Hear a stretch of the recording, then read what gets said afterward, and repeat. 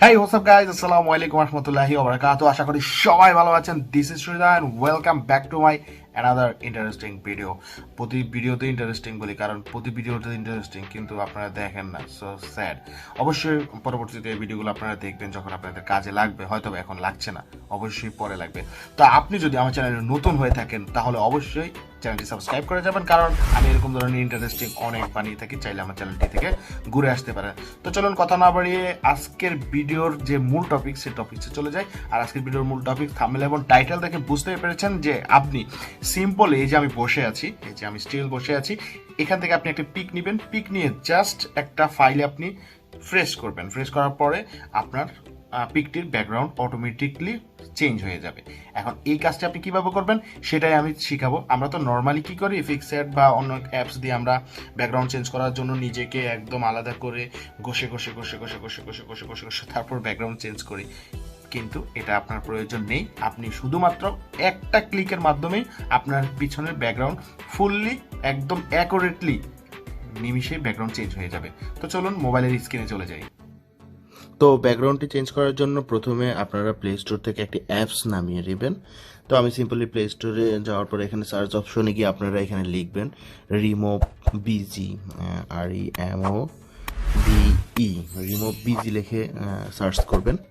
উপরে দেখতে পাচ্ছেন যেটা আসছে, এখানে অলরেডি আমার নামানো আছে, ইনস্টল করা আছে, তাই সিম্পলি আমি আপনাদের ওপেন করে দেখাবো যে অ্যাকচুয়ালি কীভাবে আপনারা ওয়ান ক্লিকের মাধ্যমে, মাত্র একটি ক্লিকের মাধ্যমে পুরো রিমুভ করতে পারেন।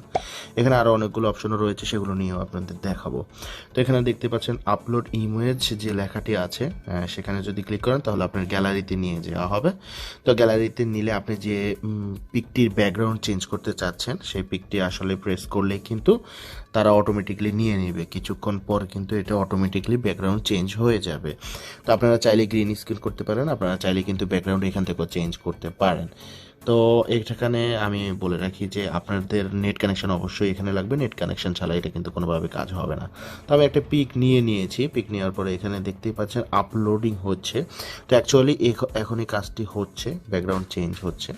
তো এই যে দেখতে পাচ্ছেন জাস্ট কয়েক সেকেন্ডের মাথায় কিন্তু ফুল প্রপারলি ভাবে কিন্তু ব্যাকগ্রাউন্ডটি চেঞ্জ হয়ে গিয়েছে, শুধুমাত্র পার্সন ব্যতীত আর আদার্স কোনো কিছু কিন্তু নেই।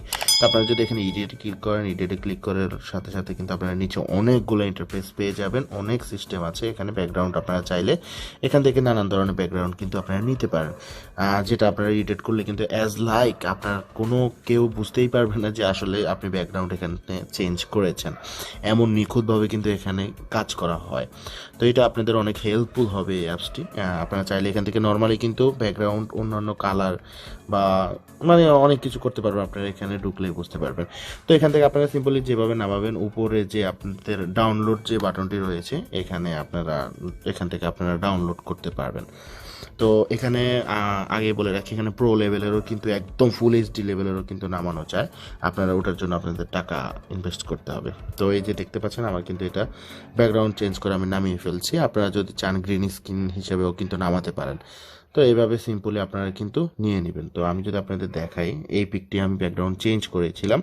তো এই পিকের এই যে রেজুলেশন আপনারা দেখতে পাচ্ছেন, তো আমি যেটা ব্যাকগ্রাউন্ড চেঞ্জ করেছি এই পিকের রেজুলেশন দেখুন, মানে একটু হালকা পাতলা একটু 19-20 হয়েছে, বেশি একটা কিন্তু হয়নি। তো সিম্পল এইভাবে। ওকে গাইস, যেভাবে বলেছি সেভাবেই করেছি, নিশ্চয়ই আপনার ভিডিওটি ভালো লেগেছে।